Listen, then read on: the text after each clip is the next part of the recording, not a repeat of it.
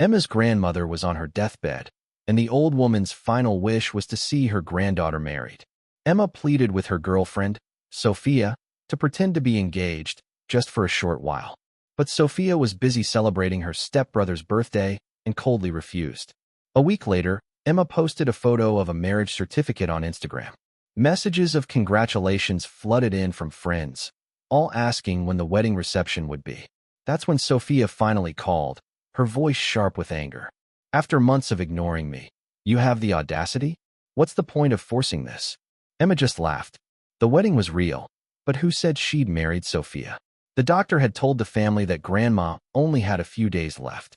"Someone needs to stay with her around the clock," he'd said gently, his voice trailing off. They all understood what he didn't say.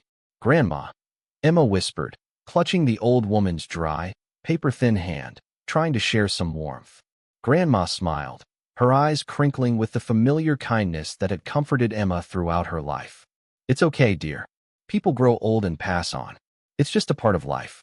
I've had a long, happy life, with wonderful children and grandchildren. I'm content." Emma buried her face in the sheets beside the bed, tears streaming down her cheeks. The thought of losing this woman, who had been a constant source of love and warmth, was unbearable. "Emma," Grandma said, her tone hesitant. "How are things with Sophia, your girlfriend?" Emma remembered the last time Grandma had brought it up, suggesting she bring Sophia home to meet her. When Emma had mentioned it to Sophia, the response was curt, "I'm busy." The next time Grandma asked, frustration got the better of Emma. "She's got a busy schedule. When would she have time to visit?" Grandma looked taken aback for a moment, then smiled gently. "Did you two have a fight?" A wave of regret washed over Emma. Why did she always lash out at the people who loved her most? She quickly apologized. Grandma, never one to hold a grudge, never brought up meeting Sophia again. Now, seeing Grandma lying in the hospital bed, trying to act nonchalant, Emma was consumed by guilt. Sensing her silence, Grandma added quickly, "I was just asking, dear. I don't mean to pry. As long as you're happy, that's all that matters." But Emma knew better. She knew how much Grandma cared. Grandma was a traditional woman from a small Midwestern town. With only a high school education, she'd lived in the same county her whole life.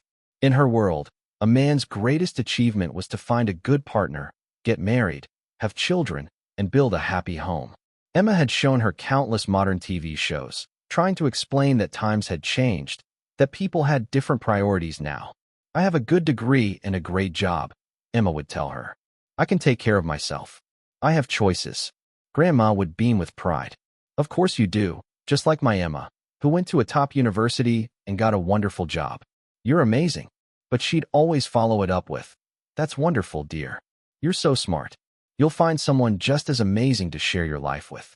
When two great people come together, they'll have a beautiful life." Emma would just smile resignedly.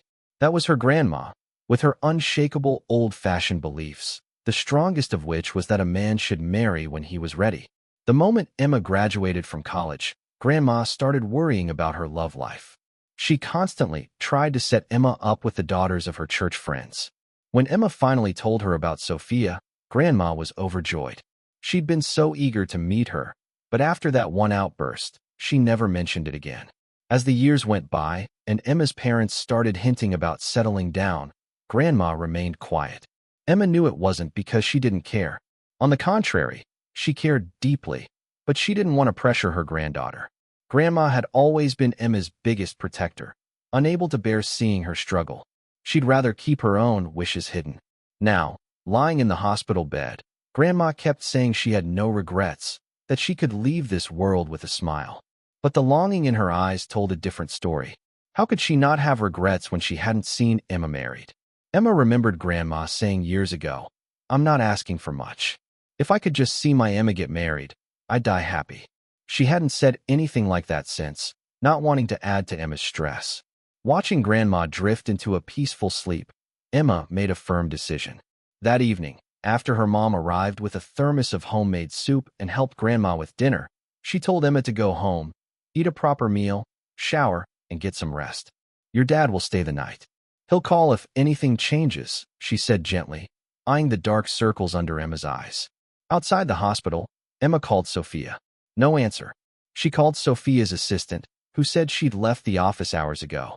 Checking Instagram, the first post Emma saw was from Jake.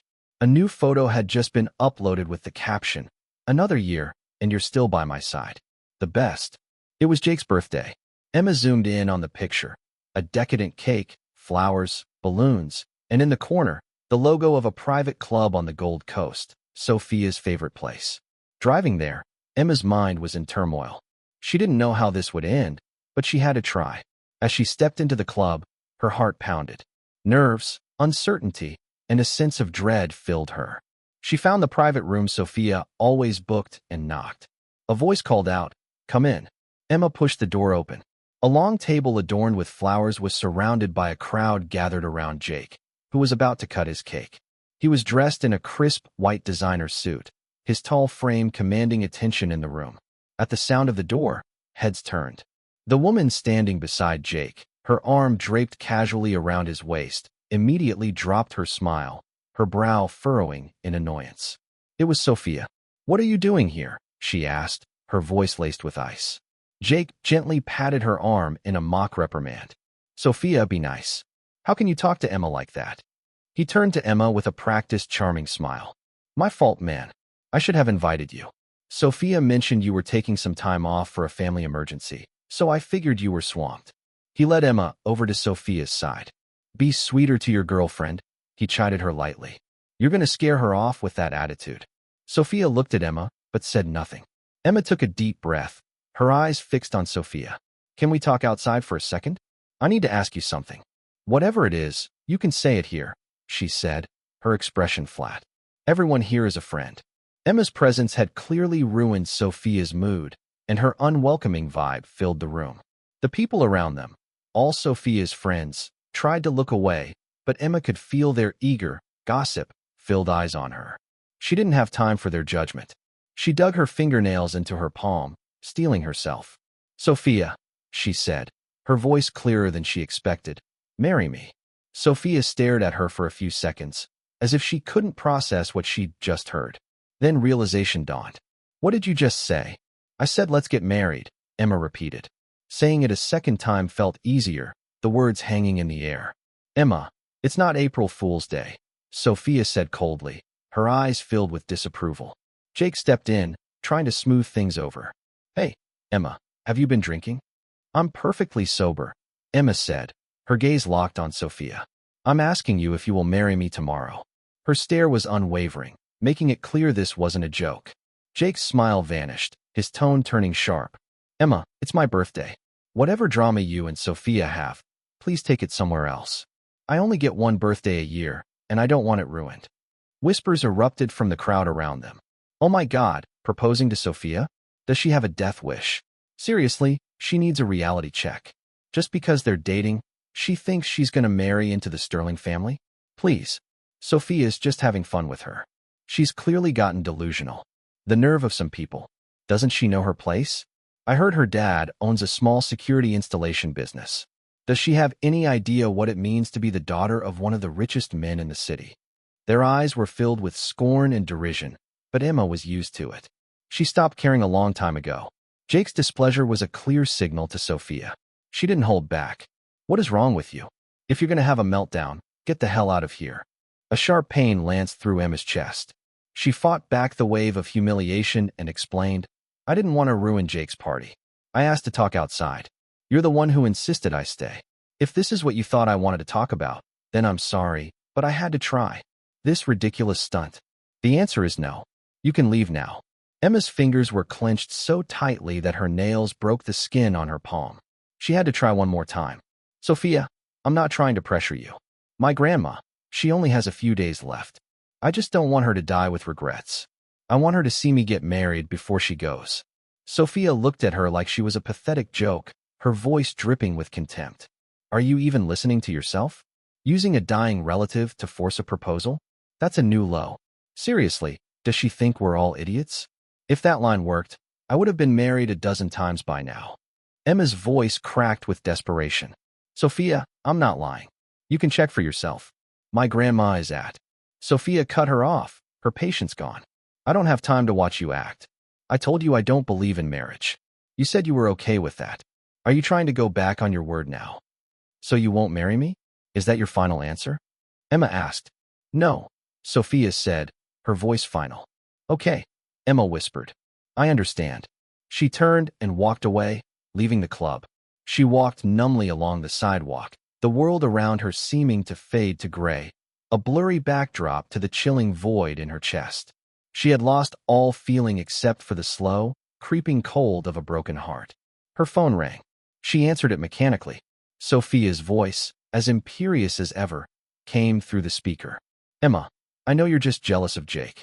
That's why you pulled that ridiculous stunt tonight. But Jake is a forgiving person. He said he won't hold it against you if you come back now and apologize to him. Emma hung up. A cold drop hit her face. She looked up. It had started to rain. As if her legs had lost all their strength, she sank to the pavement, letting the rain soak through her clothes. Suddenly, the rain above her seemed to stop. She tilted her head back and saw a black umbrella. Her eyes traced the line from the hand holding it, up the arm to the shoulder, and finally to the face. It was a beautiful face. Thanks, she mumbled, sniffing. Don't worry about me. You should go. But the person just smiled, a soft, gentle expression that was like a ripple on a calm lake. It was stunningly familiar. I finally get to see little Emma Morgan cry, that voice said. Emma frowned, studying the face again. Combined with the long, elegant features, it sparked something deep in her memory. A few seconds later, a flood of distant memories washed over her. She gasped. Ava. Ava let out a soft laugh. You haven't forgotten me, Emma. I'm so glad. Ava Chun, Emma's childhood best friend, reunited after all these years. Emma forgot all her troubles in an instant, wanting nothing more than to catch up. Come on, she said, wiping the rain from her face. I'm buying you dinner. It's been way too long. When Emma was a kid, her parents were always swamped with their business and didn't have time to look after her. So, they sent her to live with her grandma in her small town. She met Ava in elementary school. They were desk mates in first grade. During class, Emma would often hear Ava's stomach rumbling, but she always had this little frown on her face, a wall around her that made her seem unapproachable. So, Emma never dared to ask why she was always hungry. Later, Emma asked her grandma about Ava. Ava's father passed away, and her mother ran off with another man. Grandma sighed. She's a poor child, passed around between relatives. She always has to watch her words and never gets enough to eat. Grandma pressed a few extra dollars into Emma's hand. From now on, pack a little extra in your lunch and share it with her. At first, Emma offered Ava snacks, pretzels, fruit snacks, chips, saying she was too full. Ava would scowl and refuse. Then one day, Emma dramatically tossed 2 perfect dinner rolls into the trash can right in front of her. Ava lunged at the bin, retrieving the rolls. Her eyes blazed with anger. How could you waste food? Emma shrugged. I can't eat it all. It'll go bad. Ava bit her lip. Are you sure? Positive. Grandma packs me a huge lunch. I can't finish it all. So you weren't offering because you pitied me? Of course not. Okay then. From now on, give me what you can't finish. Food is precious. Deal. Emma grinned, thrilled her plan worked. From then on, she became Ava's food provider, and they became inseparable, sharing everything. Ava's talent for making paper airplanes earned her the nickname Jet, and she started calling Emma Leo. Ava told Emma about her mean aunt and overweight uncle, while Emma shared stories of her distant parents. Ava excelled in school, helping Emma improve her terrible math skills. Emma's grades soared, and she ranked among the top students, though Ava always took first place. At the end of 6th grade, Emma's parents decided to take her back to the city for middle school. Heartbroken at leaving Ava, Emma worried about her friend's hunger. But soon, Ava's long-lost uncle returned from Hong Kong.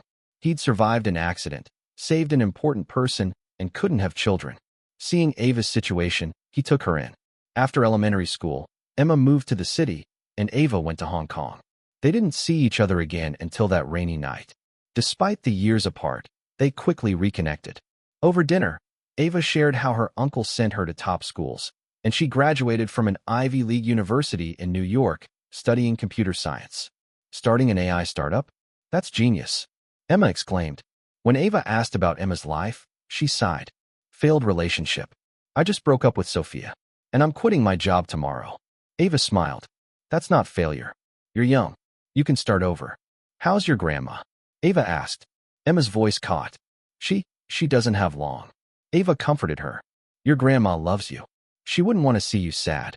Can I visit her tomorrow? As Emma nodded, an idea formed. Are you married? Do you have a boyfriend? Ava shook her head. Then will you marry me? Emma blurted out, shocked at her own boldness. To her surprise, Ava replied, Okay. Emma repeated the question, and Ava still agreed. Emma quickly explained it was just to ease Grandma's mind. You don't have to do this. It's a big deal, changing your marital status. Ava was firm. I'm doing this willingly. Your grandma's kindness kept me from starving. Consider it repayment. Emma relented. We can divorce any time you want. When should we get the license? Ava asked. Tomorrow, Emma said. On the drive home, Emma's phone buzzed with endless calls from Sophia. Without hesitation, Emma blocked her number and turned off the phone. The past is in the past, she declared. Ava hummed happily for the rest of the ride. The next morning, I had just gotten out of bed when my phone rang. It was Ava. Let's go. Time to get married. I opened my front door to find her standing there, waiting for me with a bright smile. I couldn't help but laugh. It's only 6:30.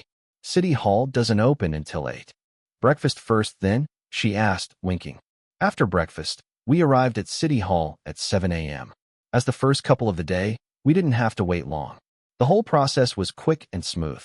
By the time we walked out, holding our marriage certificate, it wasn't even 9 a.m. Ava came with me to the hospital. Grandma, do you remember her? Jet, Ava Chun, from our old village. I explained, sitting by her bed. Grandma's eyes, cloudy with age, searched her memory for a moment before lighting up. Oh, I remember. Leo's deskmate. You came over for dinner once with Leo. After you ate, you insisted on washing the dishes, cleaning the whole house, and even wiping down the windows. Ava blushed slightly. Your memory is amazing, Grandma. I remember you went to Hong Kong with your uncle. He must be doing well. The car he drove back to the village. They said it was worth over $100,000. Has he been good to you? Yes, Uncle has been very good to me. Grandma smiled. That's good. That's good. Grandma. I began, choosing my words carefully. There's something I've been keeping from you. The truth is, the girlfriend I've been dating all these years was Ava. Because she was living in Hong Kong and so busy with work, she never had the time to visit. Please don't be upset with her, okay? Leo's girlfriend was you. Grandma's face lit up with pure joy as she looked at Ava. Oh, this is wonderful. Truly wonderful. Childhood sweethearts. You know each other inside and out. Now I can truly rest easy. And Grandma, I said, pulling out the certificate, Ava and I got our license today. We're married. Grandma's hands trembled as she took the certificate, her eyes lingering on it for a long time. She wiped a tear from the corner of her eye. Married. My Leo is married. That's so good, so good. We were in a rush, so we didn't have time for a big wedding, Ava promised. But we will definitely have a huge celebration. The license is enough, Grandma said, taking both of our hands and placing them together. As for the wedding, you two can plan it however you like. Don't be too extravagant. Her voice was soft but firm as she gave us her final blessing. Now that you're married, you have to be real adults.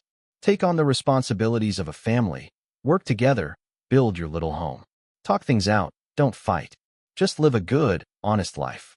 She went on for a while, offering a stream of gentle advice, and Ava and I just nodded along. You could see it in her eyes. She was genuinely, blissfully happy. At lunch, she even ate a second bowl of soup. That afternoon, I went to Sterling Industries. Mr. Morgan, aren't you on vacation? What brings you to the office? My former assistant asked. I'm here to process my resignation. Her jaw dropped and stayed that way. At my position level, resignation required the CEO's signature.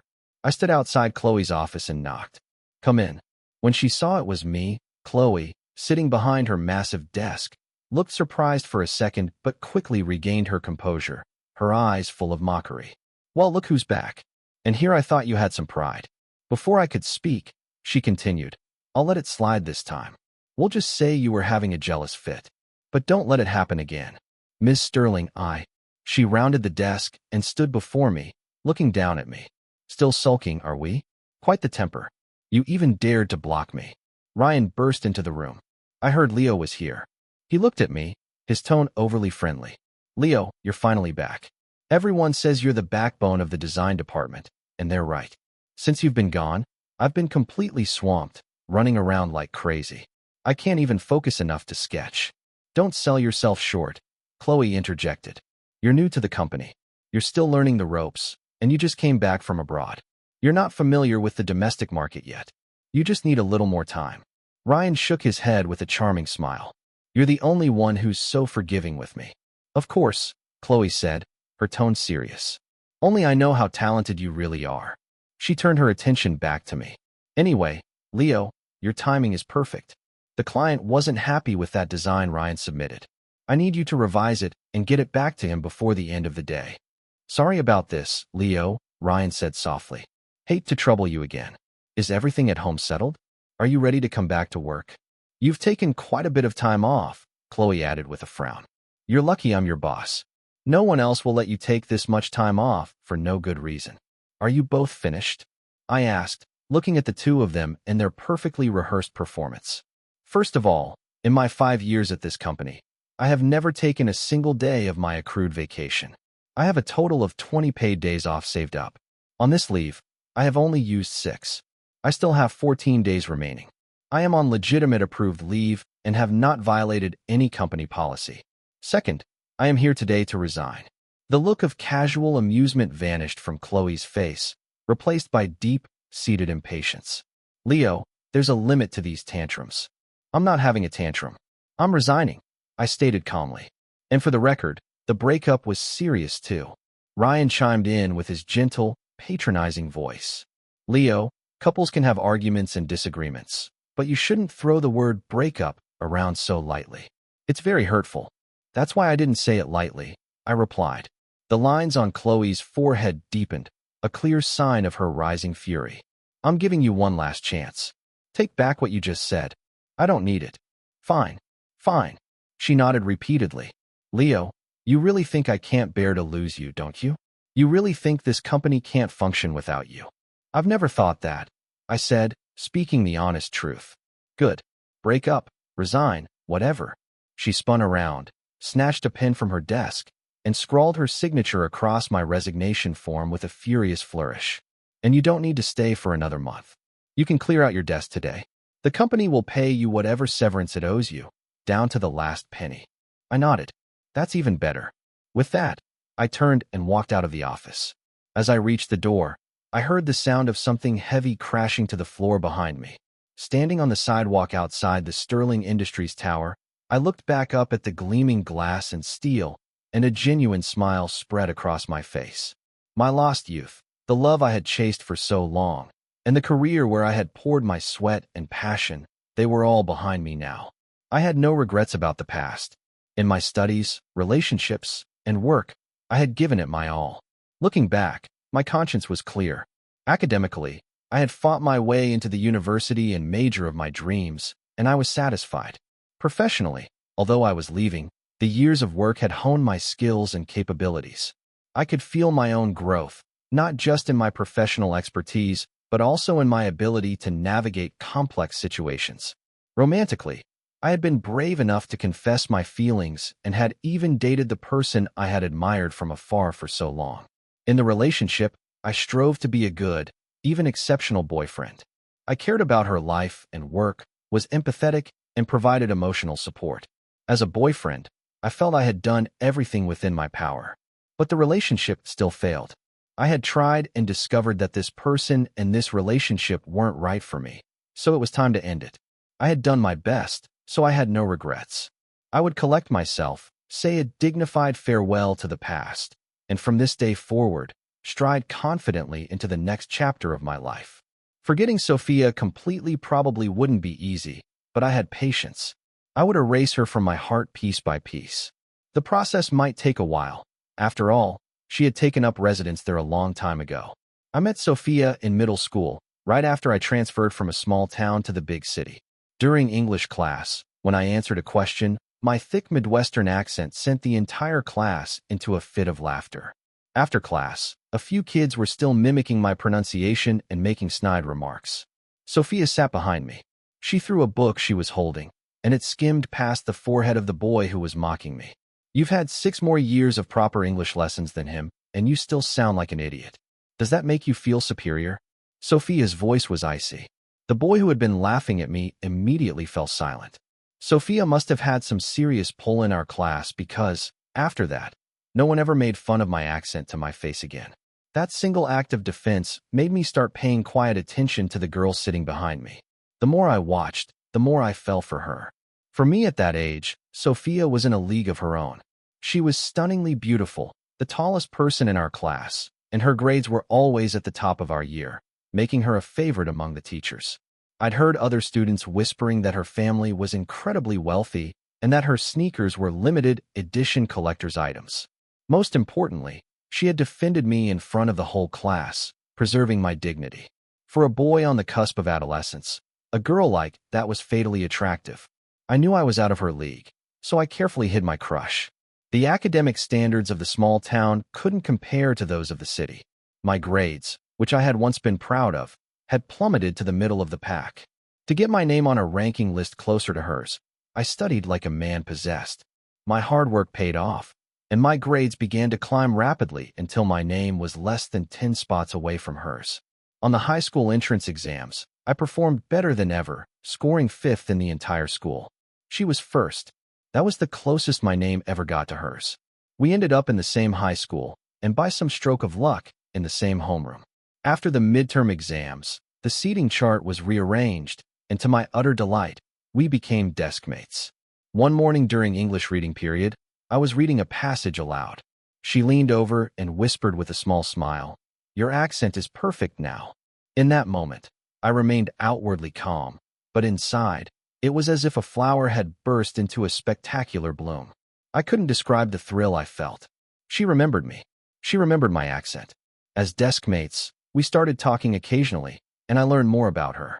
I learned that after the second period every morning, she would go to the cafeteria to buy a strawberry yogurt and take it upstairs to the sophomore hall to her brother in class 10B. His name was Jake, and he was a year older than her. They weren't related by blood. Jake was her stepmother's son from a previous marriage.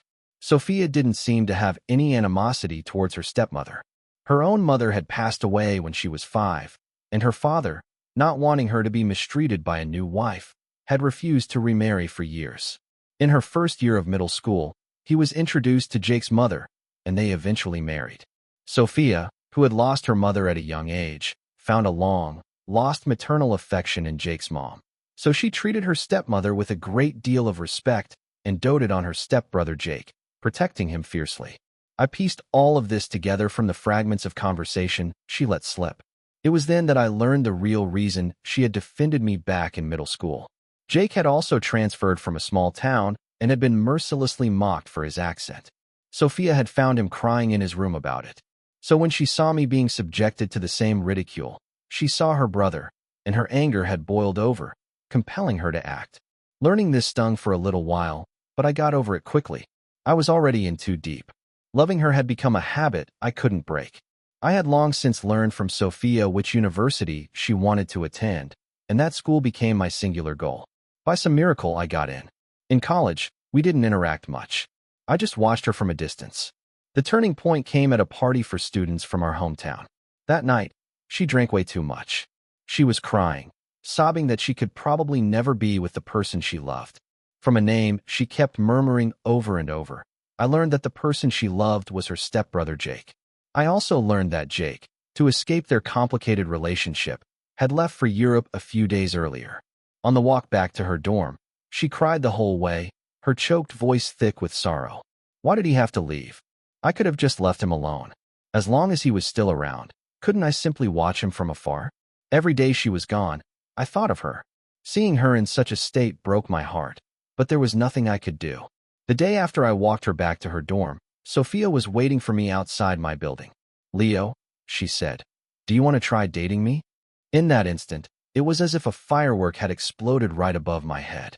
I couldn't stop myself from nodding eagerly.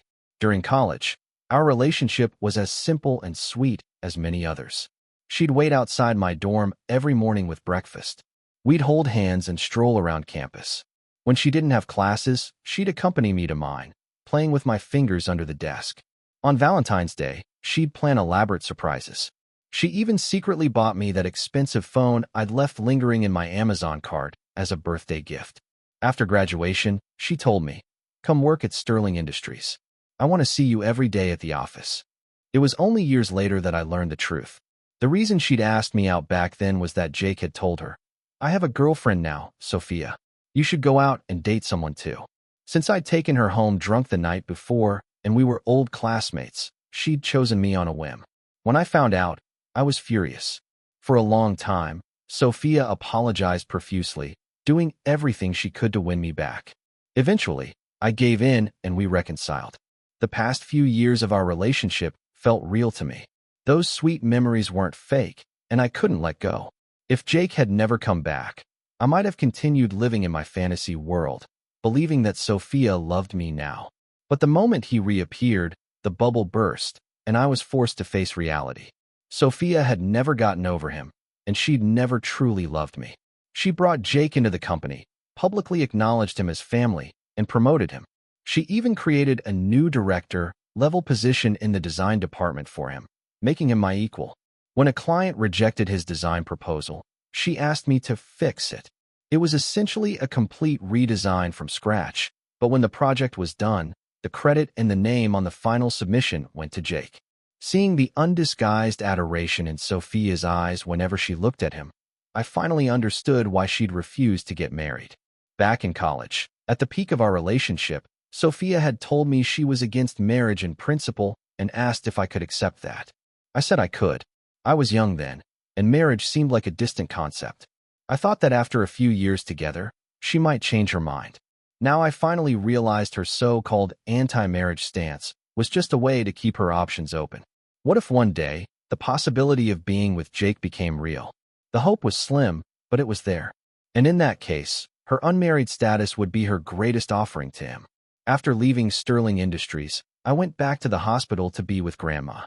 Her spirits seemed much higher than before. She chatted with me enthusiastically, dropping Ava's name into the conversation every few minutes. It was always our Ava, a clear sign of how completely this new granddaughter-in-law had won her over. That evening, Ava came to the hospital after work. The moment Grandma saw her, her face lit up with a huge smile. Ava sat by the bedside, patiently chatting with her, reminiscing about the old days in the small town, telling stories that comforted Grandma. She also mentioned that she'd bought a house and a car there, describing how spacious the house was and how sleek the car looked, as if to assure Grandma she could provide a stable life for me. Grandma, however, was more concerned. "You've achieved all this at such a young age. It must have been so much work. Don't push yourself too hard. Our Leo is a good boy. He bought his own little condo. You two have enough. Don't exhaust yourselves. Your health is what matters most." And she added, "I've saved up a little money. I gave the passbook to Leo. It's all for you too." Ava gave her a thumbs up. "Grandma, you saved up money? That's amazing." When my dad arrived to take over, Grandma shooed us out, telling us to go get some dinner. While we were eating, I told Ava that I'd quit my job. "So what are your plans now?" she asked. I thought for a moment. "I think I'll work as a freelance illustrator from home. I don't really want to look for another corporate job." I showed her my social media accounts. She was surprised. "You have this many followers?" "Yeah, they've built up over the years," I said. "I started posting my drawings back in college, and I guess a lot of people like them." She nodded. "With a following like this, you can definitely make a living as a freelancer." Then she asked, "By the way, what did you tell your parents about us getting married?" "The same thing I told my grandma," I explained. "They knew I'd been in a relationship for a few years, but they'd never met my girlfriend. So I just told them it was you all along. Since you were based in Hong Kong, we could never find the right time for you to meet them. And they didn't get angry about you just running off and getting a marriage license? Why would they? They know we did it to give Grandma peace of mind. In fact, they kept saying how amazing you are, that you were willing to make such a big sacrifice just to fulfill my grandma's last wish." As I was speaking, my phone rang. It was an unknown number. I answered, and Sophia's demanding voice came through. "Where did you buy that stomach medicine you used to get from me?" I hung up immediately and sent a text to her assistant with the address of the pharmacy. The phone rang again, another unknown number. Exasperated, I was about to turn it off. "Wait," Ava said with a slight smile. "I have an idea, a way to make her stop harassing you." "Oh, what is it?" "Go public," she said, her voice calm and steady. 2 minutes later, I updated my Instagram with a single photo of a marriage certificate and the caption married. The comments section immediately exploded with question marks. That night, when I got back to my apartment, I found a tall, slender figure leaning against the wall by my door. "What's with the picture?" Sophia asked, her face expressionless. "It's pretty self-explanatory," I said. "I got married."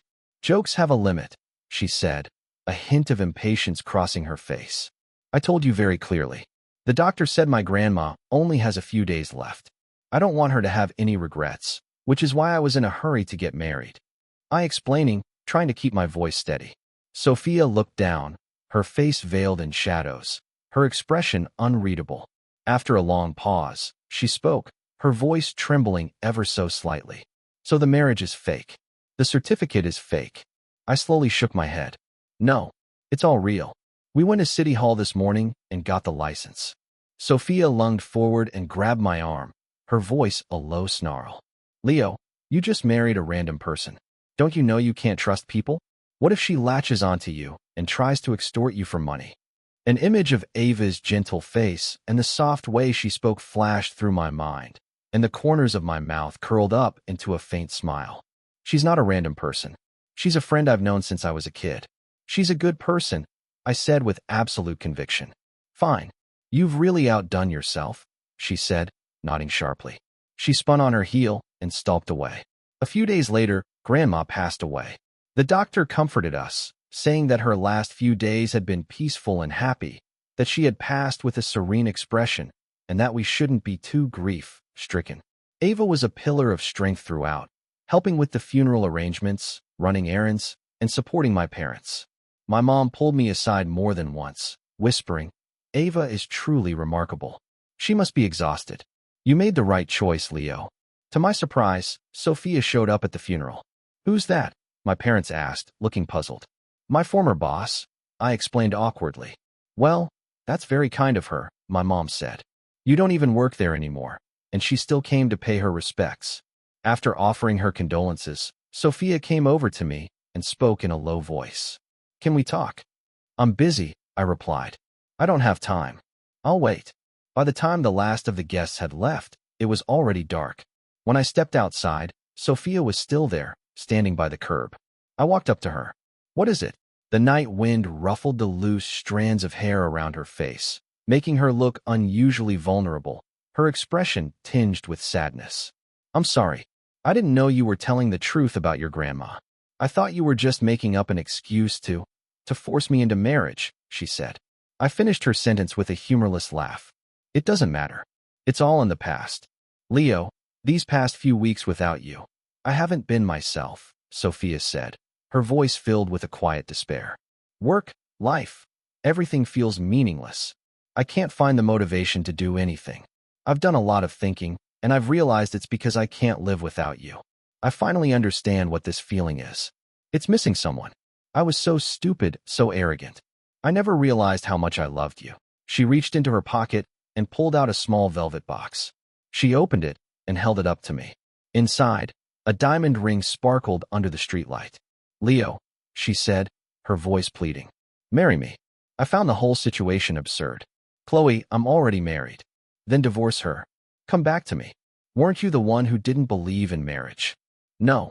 For you, I'll break all my principles, change all my beliefs." "You want to get married? We'll get married. I'll give you the grandest wedding. I'll announce to the whole world that you are my husband." I shook my head. "There's no need. I don't want to marry you anymore. Besides, today is my grandmother's funeral. This is not the time or place for this." Sophia grabbed my sleeve, her grip desperate. "I can give you the best life imaginable. That woman, your so-called childhood friend, what can she give you? How my husband and I live our lives is really none of your business, Miss Sterling." Ava's voice came from behind me, clear and firm. She walked up and stood by my side. "Who are you?" Sophia asked, her eyes flashing with anger. "The person who signed that certificate with Leo." "Yes, I am Leo's legal wife, the person who will take care of him for the rest of his life," Ava said coolly. "You?" Sophia sneered, a vein throbbing at her temple. "How are you going to take care of him? What kind of life can you possibly provide?" "We may not have the deep pockets of Sterling Industries," Ava said with a faint smile, but FlightPath AI is a pretty well-known name in our industry. I think, short of asking for the moon and stars, I can probably satisfy any of Leo's requests. FlightPath AI, Sophia's brow furrowed in thought. You're Ava Chun, the CEO of FlightPath AI? The one and only, Ava confirmed. Now, I'd appreciate it if you would stay away from my husband. He doesn't want to see you. Sophia looked at me, her face a mask of wounded disbelief. Yeah, I said, deliberately leaning my head against Ava's shoulder. What my wife said. Sophia let out a desolate laugh, then turned and walked away, looking completely lost. When she was gone, Ava turned to me, her voice playful. So how'd I do? I just stood there, gazing down at her. After a few moments of my silent scrutiny, she started to fidget. Say something. You're making me nervous. Explain FlightPath AI, I said quietly. It wasn't just curiosity. The name was too specific. I'd heard of FlightPath AI before. It was a rising star in the tech world, a powerhouse in artificial intelligence, considered a leader in the domestic market. This was the small startup Ava had mentioned. Ava looked down at her feet, her gaze full of guilt, unable to meet my eyes. Her voice was a tiny mumble.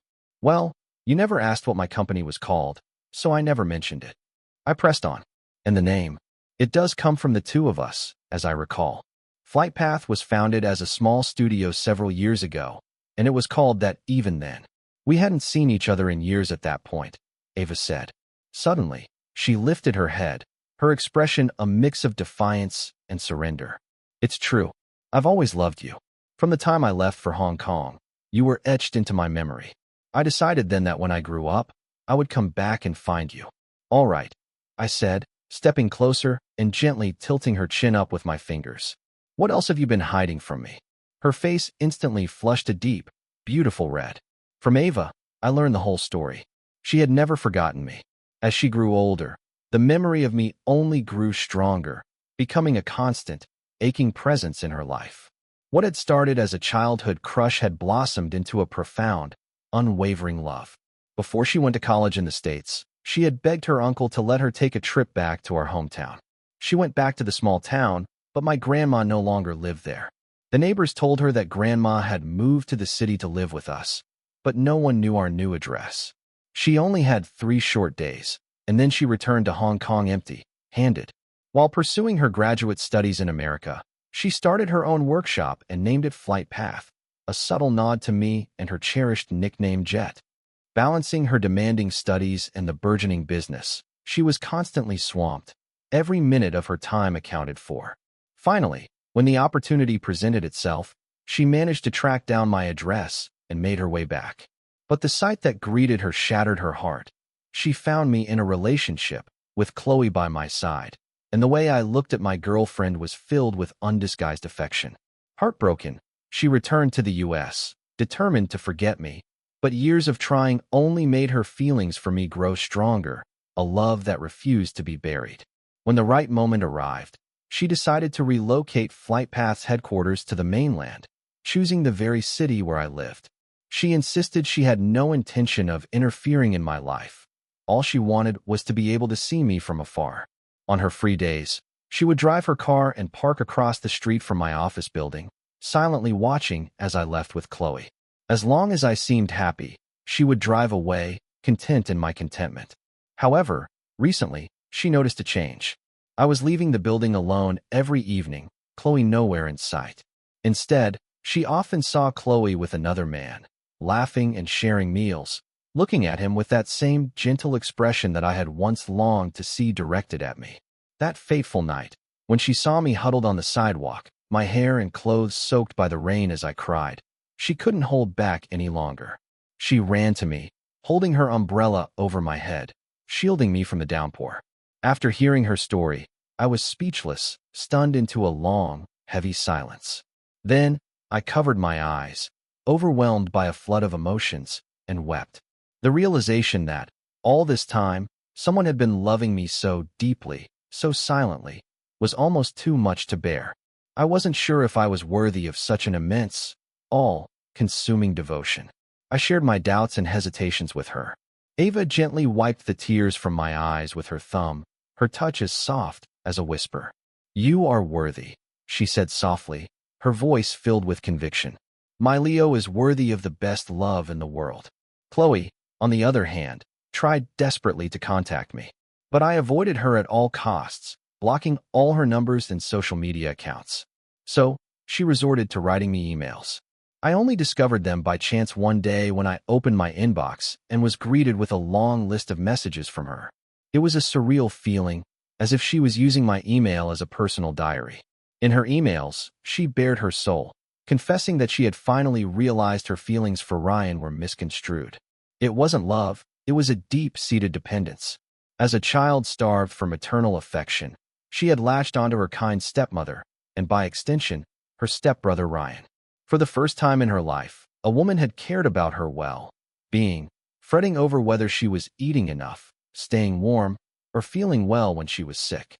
That newfound attention was addictive, and she had become lost in it, mistaking her attachment to Ryan for romantic love because they weren't related by blood. My departure, though, had shaken her to the core. It caused her sleepless nights, a constant wrenching pain in her chest, and a simmering anger that she had never experienced before. Only then did she truly understand how much I meant to her. The day you posted the marriage certificate, she wrote, it took every ounce of my self-control not to drive over, drag you away, and lock you up somewhere. Rejecting your proposal was the biggest regret of my life, she admitted in another email. One wrong step, and I lost everything. She also mentioned that her father and stepmother had recently divorced, which meant that legally, she and Ryan were no longer connected. Ryan was overjoyed, thinking they could finally be together openly, but Chloe felt nothing but resistance. She didn't want to be with him anymore. Leo, this is the last email I'll send you.